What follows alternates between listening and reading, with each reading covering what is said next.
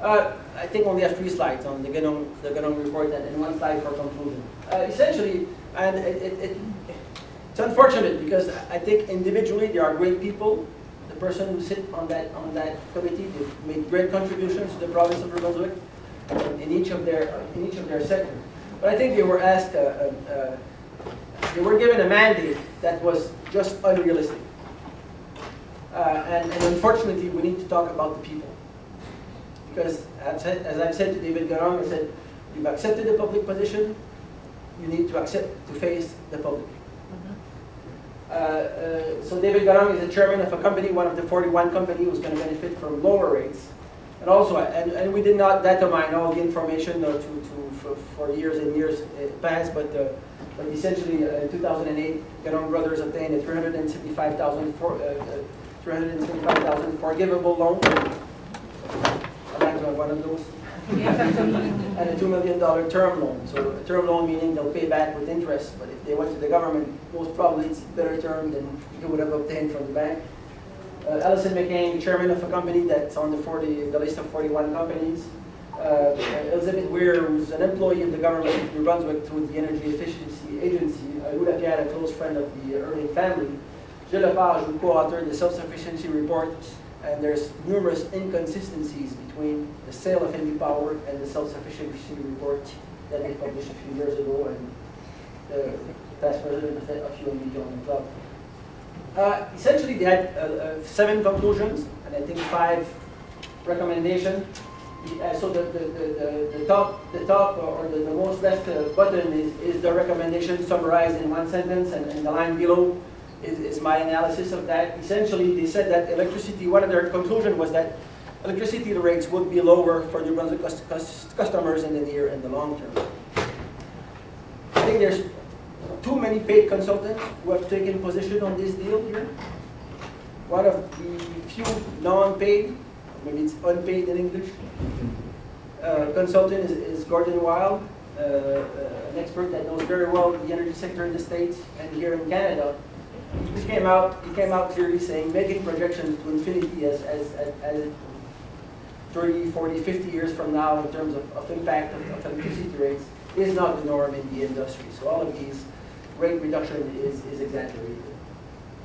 They also said that there are significant risks that will affect rates in the near and the long term. Well, the main risk here that I see in New Brunswick in the energy sector is the refurbishment of Point of Proof, if it's going to go forward or not, if it's going to be successful or not. The refurbishment of Mactaquac, if we'll get the permits, because it's on a river, so we could have a situation where the federal government does not award the permit to rebuild.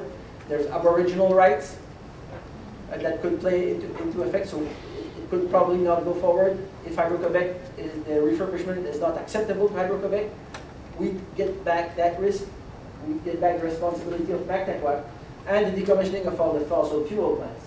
So essentially, all of those risks remain in New Brunswick with the second deal. So we don't have less risk. In terms of the purchase price offered by Hydro-Quebec, they said that the purchase price offered by Hydro-Quebec falls within a range of fair value for the assets. Well, the approach used by the government was to ask one consultant from Washington, D.C., I think that was the one we invaded, or maybe elsewhere, I should have checked my notes before putting that. But essentially, they had one advice. Another good advice would have been, well, go see 2 others. Take the best one, take the average. Okay? But there's an even better one. Okay? It's called a request for proposal. The government wants to sell an old pickup truck. They need to go through an RFP, request for proposal. Who's willing to buy this, and how much are you willing to pay for it? Well, I think a much better way to determine the real value of NB Power. NB Power debt would be serviced by Hydro-Quebec. Well, if bring this to Montreal and announce this, there's going to be a revolution. It's going to be New Brunswick people who's going to pay the debt of NB Power. It's going to be factored in the rates, however you look at it. And again, the rates, the debt of NB Power is not unreasonable. They said that Hydro-Quebec would benefit from a market for its electricity, for sure. Hydro-Quebec, they have huge surplus. It's well known that they have huge surplus. For them, it's a very interesting market. The New Brunswick market is very interesting. And controlling the access to the States without needing to buy the transmission line is great for them. Because they'll control the access without needing to buy the transmission system. So yes, for Hydro-Quebec, it's a very good deal. So there should be a real environmental impact while shutting down fossil fuel plants based on an agenda controlled by Hydro-Quebec. I don't think it's the right strategy. I think we could phase down those fossil fuel plants on a long-term strategy that is truly to the benefit of New Brunswick if we keep control of the energy sector here in New Brunswick. And New Brunswick would continue to have policy and regulatory control over the energy sector. Yes, but there's the EUB at their hands tied, as we say in French. I don't know if it's an English expression, because there's numerous costs that's going to be in the deal itself. That EUB will have no choice than to recognize those costs. So, so thus reducing the ability of EUB to perform their fundamental role, essentially the rates of electricity. Now, in the recommendation, they said that New Brunswick should strengthen the regulatory framework of the energy sector. Don't need to sell a shop to do that. You only need to change the law. And that, everybody agrees to that. New Brunswick should invest in energy efficiency and demand-side management, of course. But you don't need to sell the shop to do that also. The cost associated with the point-of-flow deferral account should begin to be applied to rates in the first year of the proposal. Totally agree. Because we're going to accumulate interest on those costs for 5 years, and then it's going to be billed to us in the 6th year. Yes. But then you can imagine if they apply those costs now, then there's no more rate freeze. So a big chunk of the reason to pass this deal is just gone down. New Brunswick should support new technology and innovation for electricity system improvements such as smart grid, of course. But you don't need to sell the shop to do that. And New Brunswick should develop a strategic policy vision that integrates energy policy and economic development. Bang on. That's what we've been saying all along. But the right strategy would be to do that first. And if in that policy, and if in that roadmap, you need to sell, you identify that it's good to sell some assets, to sell NB Power. I'll make a joke.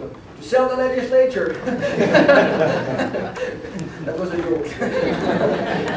Now seriously, we need an energy policy, and I think people would accept to sell some assets, would accept to have a long-term power purchase agreement with Hydro-Quebec, or with Newfoundland, or with whoever would bring value to New Brunswick.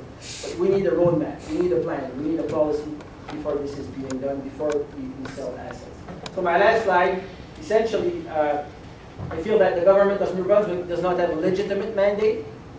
They can do whatever they want, they've been elected. But I think they've made such promises, and important promises, that I don't think they have a legitimate mandate to sell NB Power or major assets of NB Power.